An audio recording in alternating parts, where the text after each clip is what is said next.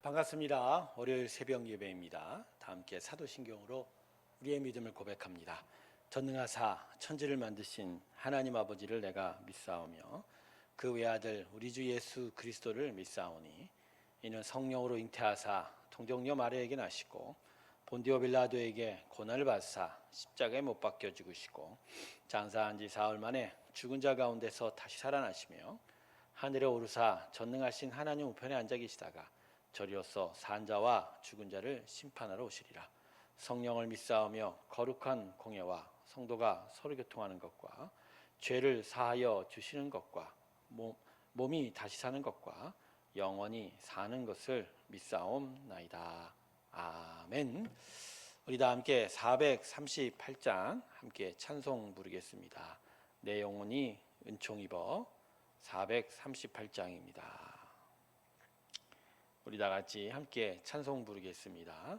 내 영혼이 은총 입어 중한 죄짐 벗고 보니 슬픔 많은 이 세상도 천국으로 와도다.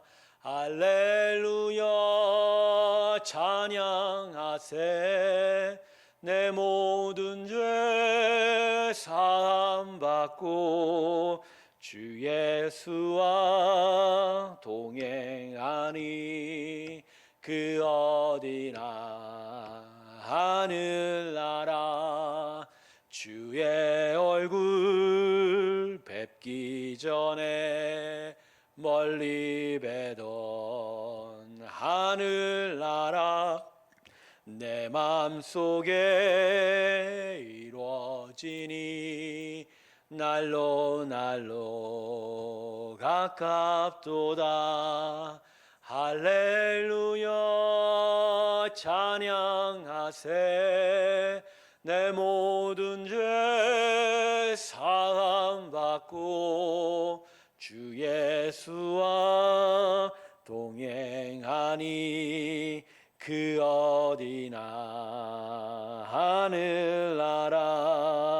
높은 산이 거친 들이 조막이나 궁궐이나 내 주 예수 모신 곳이 그 어디나 하늘나라. 할렐루야 찬양하세. 내 모든 죄 사함 받고 주 예수와 동행하니 그 어디나 하늘나라. 기도하겠습니다. 하나님의 크신 은혜를 찬양하며 주께 예배하며 나아갑니다. 오늘도 우리 마음에 은혜를 베풀어 주시고 심령의 강건함을 지켜 주시옵소서. 하나님을 믿고 의지하게 하시고 또 예수의 사랑 안에 머무는 저희가 되게 하소서. 성령의 충만함을 허락하여 주시고 오늘도 말씀을 벗삼아 살아가게 하시고 그 말씀 뜻대로 살아가는 하루의 믿음의 인생길 되게 하여 주시옵소서. 이 시간 우리와 함께 하시기를 소원하옵고 감사드리며 예수님의 이름으로 기도드립니다. 아멘. 오늘 말씀은 사도행전 27장 27절에서 44절까지의 말씀입니다. 사도행전 27장입니다. 27절에서 44절까지의 말씀입니다. 제가 읽겠습니다. 열 나흘째 되는 날 밤에 우리가 아드리아 바다에서 이리저리 쫓겨가다가 자정쯤 되어 사공들이 어느 육지에 가까워지는 줄을 짐작하고 물을 재어보니 20길이 되고 조금 가다가 다시 재는 15길이라. 암초에 걸릴까 하여 고물로 단 넷을 나리고 날이 새기를 고대하니라. 사공들이 도망하고자 하여 이물에서 닷을 내리는 채하고 거룻배를 바다에 내려놓거늘 바울이 백부장과 군인들에게 이르되 이 사람들이 배에 있지 아니하면 너희가 구원을 얻지 못하리라 하니 이에 군인들이 거룻줄을 끊어 떼어 버리니라.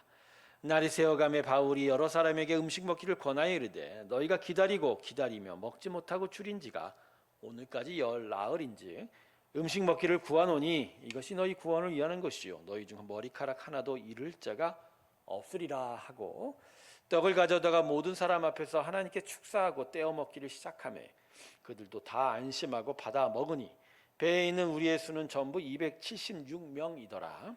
배부르게 먹고 밀을 바다에 버려 배를 가볍게 하였더니 날이 새매 어느 땅인지 알지 못하나 경사진 해안으로 다니는 항만이 눈에 띄거늘 배를 거기다 들여다 댈 수 있는가 의논한 후에 닷을 끊어 바다에 버리는 동시에 키를 풀어 늦추고 돛을 달고 바람에 맞춰 해안을 향하여 들어가다가 두 물이 합하여 흐르는 곳을 만나 배를 걸매 이 물은 부딪혀 움직일 수 없이 불고 고물은 큰 물결에 깨어져 가니 군인들은 제수가 헤엄쳐서 도망할까 하여 그들을 죽이는 것이 좋다 하였으나 백부장이 바울을 구원하려 하여 그들의 뜻을 막고 헤엄칠 줄 아는 사람들을 명하여 물에 뛰어내려 먼저 육지에 나가게 하고 그 남은 사람들은 널조각 혹은 배 물건에 의지하여 나가게 하니 마침내 사람들이 다 상륙하여 구조되니라. 아멘.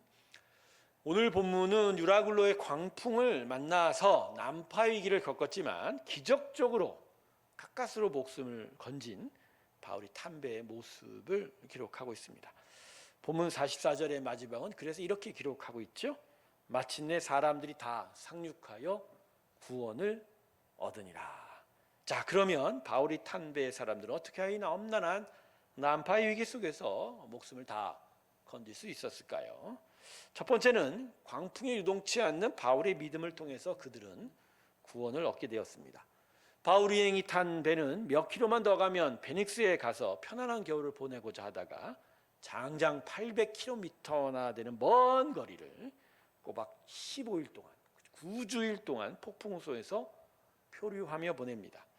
그 과정에서 그들은 배에 실렸던 자신들의 모든 화물들을 다 버렸고 심지어 배 운행이 필요한 여러 기구들조차도 바다에 던져버렸습니다. 자, 그리고 그런 가운데 폭풍은 잦아 들어갔지만 다른 위험이 찾아왔습니다. 그것은 배가 모래톱에 걸릴 위험을 맞이한 것입니다. 해안에 가깝지 않으면서도 모래톱이 바다 위로 드러난 곳이 있었습니다. 만약 이 모래톱에 배가 걸리면요, 오도가도 가지 못하고 헤엄쳐서 바다를 건너갈 수 없기 때문에 꼼짝없이 죽어야 하는 지형입니다. 그런데 이러한 위험을 미리 감지한 배의 사공들이 자기들만 살려고 배를 떠날 관계를 꾸몄던 것이죠. 사공들은 닻을 내리는 척하다가 작은 배를 내려서 그 배를 타고 달아나려고 한 것입니다. 폭풍을 겪은 후에 모래톱의 위기가 찾아오자 사공들이 자기들만 살려고 악한 꾀를 낸 겁니다. 그러나 하나님께서 배에 못한 사람들을 살리실 것을 믿었던 바울이 이들의 음모를 눈치챘습니다. 그래서 바울은 백부장에게 사공들의 음모를 알려주고 거룻배를 내린 줄을 끊어버리게 하였습니다. 바울이 백부장에게 이렇게 말합니다. 이 사람들이 배에 있지 아니하면 너희가 구원을 얻지 못하리라. 여러분, 어떻게 바울이 사공들의 음모를 알아채었을까요? 그건 하나님께서 바울의 눈을 통해서 사용하여 모든 사람을 살리실 그 구원의 일들을 이루신 것입니다. 그래서 바울에게 사람이 살아날 것에 대해서 더 눈이 밝아지게 한 것이죠. 바울은 배가 난파를 당하지 않고 무언가 구원의 일을 얻게 될 것을 하나님의 음성을 통해서 확신하고 있었고 또 그것을 배의 사람들에게 알려주었습니다. 그러기에 바울은 이 배의 사공의 역할이 너무나 귀하게 사용될 것임을 깨달았던 것이죠. 그래서 다행히 바울의 눈에는 사공들의 모습이 이전보다 더 분명하게 눈에 들어왔을 것입니다. 그래서 사공들이 도망치려고 했던 것조차도 바울의 눈에 걸린 겁니다.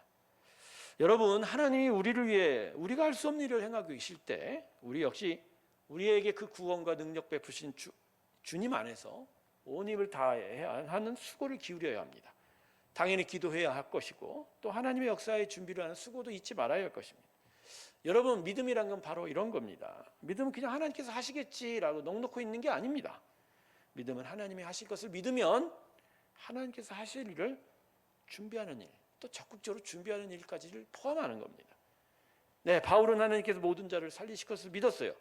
그러기에 계속적으로 날씨의 변화에 대해서 관심을 기울이고 또 배의 여러 사정과 형편들, 그리고 배를 무엇보다 움직일 사공들에 대해서 관심이 더 가게 되었던 것입니다.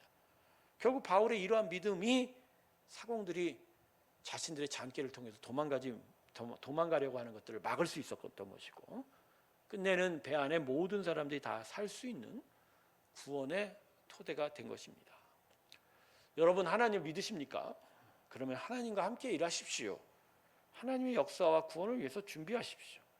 그런 적극적인 믿음이 우리의 삶에 하나님의 구원의 역사를, 우리의 삶에 하나님의 구원의 역사가 이루어질 귀한 토대가 될 것입니다.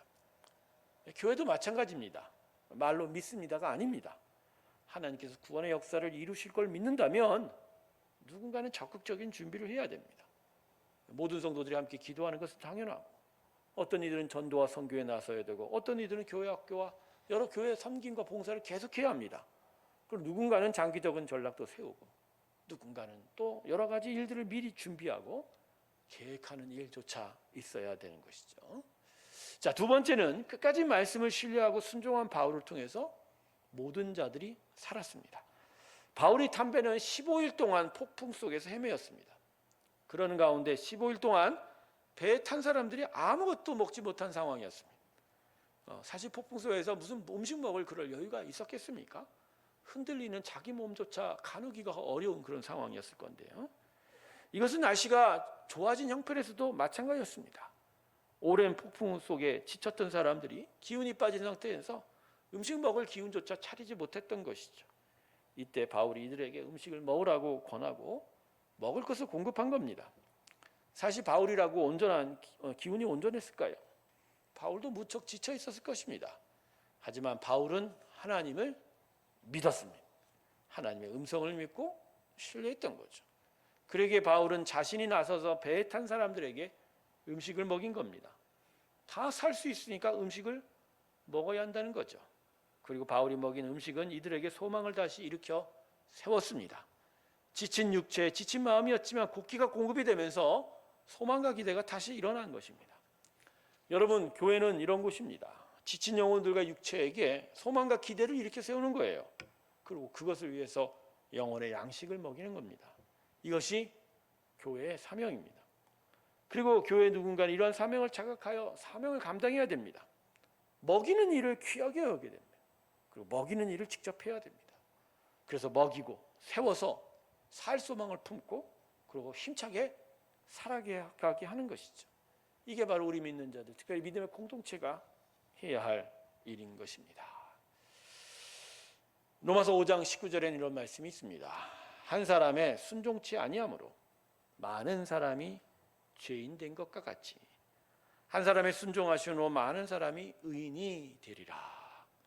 백부장과 선장과 선주가 하나님의 말씀 같은 데 불순종함으로 인하여 많은 사람들이 유라굴로라는 강풍을 만나 죽을 수밖에 없었습니다. 그러나 하나님과 그분의 말씀에 순종하는 한 사람 바울로 인하여 모든 사람들은 다시 생명을 얻을 수 있게 되었다는 것. 한 사람의 순종하심으로 많은 사람이 구원을 얻게 되는 것입니다. 오늘 이 새벽 예배를 듣는 우리 성도님들, 그 순종하는 바울, 그가 여러분 자신이 되기를 바랍니다. 그래서 여러분의 순종과 여러분의 자각과 여러분의 믿음을 통해서 주변 사람들과 특별히 믿음의 공동체가 온전히 세워져가는 귀한 은혜가 있기를 주님의 이름으로 축원합니다. 이것을 깊이 깨닫는 우리 모두가 되기 바랍니다. 기도하겠습니다. 하나님, 오늘 우리에게 이 귀한 말씀 허락하여 주셔서 우리의 준비와 우리의 순종과 우리의 믿음을 온전히 세워갈 수 있게 하여 주시고, 더욱더 하나님의 믿음의 공동체가 온전히 세워져가는 귀한 은혜를 허락하여 주시옵소서. 오늘도 믿음과 은혜 가운데로 나아갑니다.